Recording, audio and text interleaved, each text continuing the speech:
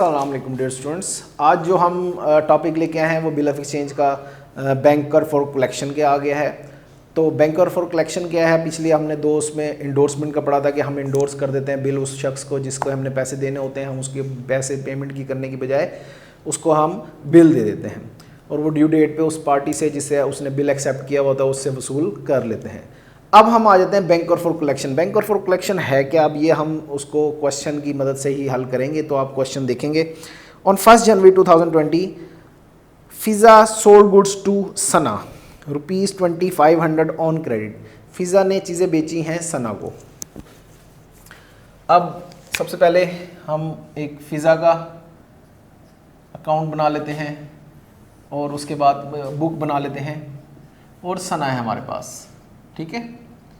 ये दो पार्टीज़ हैं जिन्होंने एक बिल एक दूसरे से सेल परचेज़ किए हैं। तो इसने जब सेल किया होगी फिज़ा ने सना को, तो सना को अकाउंट को डेबिट करेगा 2500 से और सेल्स अकाउंट क्रेडिट कर देंगे 2500 से।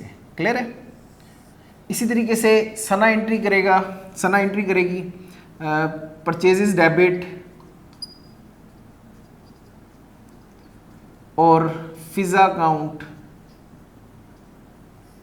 क्रेडिट 2500 से, ठीक है। अच्छा, अब उसके बाद हम देखते हैं, वो कहते हैं she draw on letter a bill for the amount for 3 month on 15/1/2012। अच्छा 2020 आ जाता है। अब उसने एक बिल जारी किया है और किसके ऊपर जारी किया है, क्या कहते हैं, सना के ऊपर फिज़ा ने, और उसको एक्सेप्ट भी हो गया लेकिन अभी मेंशन नहीं है। इसका मतलब है अंडरस्टूड है कि जब बिल जारी हुआ तो वो एक्सेप्ट भी होगा। तो बाज़ बच्चे परेशान हो जाते हैं कि जी बिल तो जारी कर दिया है लेकिन एक्सेप्ट होके तो नहीं आया, लिखा हुआ नहीं आया, कहीं भी नहीं होता। तो ये अंडरस्टूड बात है, बिल दिया ही का जिक्र ही इसलिए हो रहा है कि वो बिल एक्सेप्ट होके आ गया होगा। तो अब हम इसने क्या एंट्री करनी है, बिल्स रिसीवेबल डेबिट और सना अकाउंट क्रेडिट हो जाएगा। कितने से, 2500 से, ठीक है।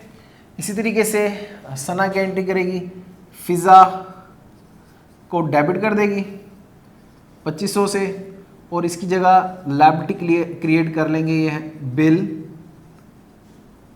पेएबल से। कितने से, 2500 से। क्लियर है जी। यहाँ ये केस तकरीबन सब में मिलता जुलता है, कोई इसमें चेंजिंग नहीं है, सब जगह पे यही चीज़ आ रही होती है।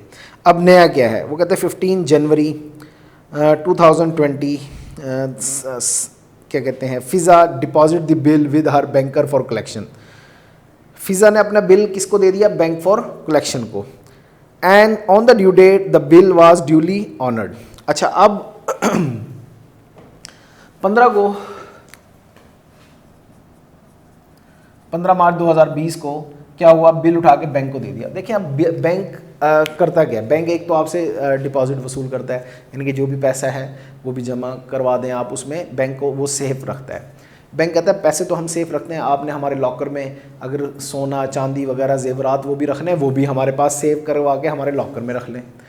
इसी तरीके से जो आपके बिल हैं, बैंक क्या कहता है, आपके जो बिल हैं जो आप अपने पास रखते हैं वो आप अपने पास ना रखें, गुम ना हो जाए, ख़राब ना हो जाए, फट ना जाए, वो हमारे पास रखें। हम ड्यू डेट पे उसको उस पैसे को उस तक महफूज भी रखेंगे, बल्कि उस जो बिल की अमाउंट है वो शख्स से वसूल भी करेंगे। तो हमारी बहुत बड़ी टेंशन बैंक ने हल कर दी। तो हम बिल दे देते हैं किसको, बैंक को, और बैंक ने अपने सिस्टम के अंदर वो फीड कर देते हैं। जब ड्यू डेट आती है तो अलार्म आ जाता है उनके पास कि भाई ये इन बिल की ड्यू डेट आ गई है और इनसे हमने पैसे वसूल करने। तो अब हम बिल, सबसे पहले हम बिल दे देते हैं किसको, बैंक फॉर कलेक्शन के लिए। अब देखें दिया बिल को है तो बिल की जगह हम यहाँ पे हम बैंक तो नहीं लिख सकते। अगर बैंक लिख दिया तो इसका मतलब हमने बैंक में डिपॉजिट कराया। बैंक में डिपॉजिट नहीं करा रहे बल्कि बिल दे रहे हैं ताकि वो बैंक कलेक्ट कर ले। तो यहाँ पे जो एसेट बनेगा ना वो बनेगा बैंक फॉर कलेक्शन, ये याद रखना है। आपने यहाँ पे बैंक खाली नहीं लिखना। बैंक का मतलब तो ये है, बैंक एक खुद जाब्ते एक अकाउंट बन गया कि भाई हमने डिपॉजिट कराया। आपने लिखना है बैंक फॉर कलेक्शन, और ये क्या दिया आपने उसको, बिल दे दिया। तो बिल रिसीवेबल को उठा के आपने क्या कर देना है, क्रेडिट कर देना है। कितनी से, 2500 से। क्लियर जी। ये बिल किसके पास चला गया, बैंक फॉर कलेक्शन के लिए। ये इसकी एंट्री नहीं करता भाई, क्योंकि इसने पेमेंट करनी है, चाहे आप बैंक लेके आए वो आए। अभी तो बिल बैंक के पास गया, जब पेमेंट के लिए आएगा तब हम पेमेंट करेंगे, तब उसकी एंट्री करनी है। अब बिल क्या हो गया, किसके पास चला गया, बैंक के पास। अब बैंक ने मुकर्रर डेट पर किससे वसूली करनी है, सना से वसूली करनी है। बैंक सना के पास आया और उससे कहा कि आप बिल की पेमेंट कर दें। इसने बिल की पेमेंट कर दी। इसने क्या एंट्री करनी है, बिल पेबल डेबिट और कैश अकाउंट क्रेडिट। कितने से, 2500। ठीक है जी। अब वो जो पैसा आया 2500 वो आपके अकाउंट में आया। अब यहां पे आके आपके अकाउंट ओपन होगा, यानी कि आपके अकाउंट में बैलेंस आएगा। तो सबसे पहले हमने क्या करना है, आपके अकाउंट में बैलेंस डालना है। और वो कितना आया जी, 2500। और ये जो हमने एसिड बनाया था बैंक फॉर कलेक्शन को, अब वो खत्म हो गया क्योंकि उसने हमारा काम कर दिया। तो हम बैंक फॉर कलेक्शन को क्या कर देते हैं, क्रेडिट कर देते हैं कि बैंक ने हमारा जो पैसा था वो वसूल कर लिया और हमारे अकाउंट में बैलेंस चला गया। ये बेसिक 4 एंट्रियां हुई हैं एक साइड की, और दूसरी साइड पे हमारे पास 3 एंट्री आ रही हैं। तो ये सिंपल सा केस हो गया कि जब बैंक फॉर कलेक्शन किस तरीके से की जाती है। तो हमारे चैनल को सब्सक्राइब करना ना भूलिएगा, लाइक करना ना भूलिएगा, और बेल आइकन का बटन दबाना भी नहीं भूलिएगा। Thank you. नेक्स्ट वीडियो में मिलते हैं। अल्लाह हाफिज़।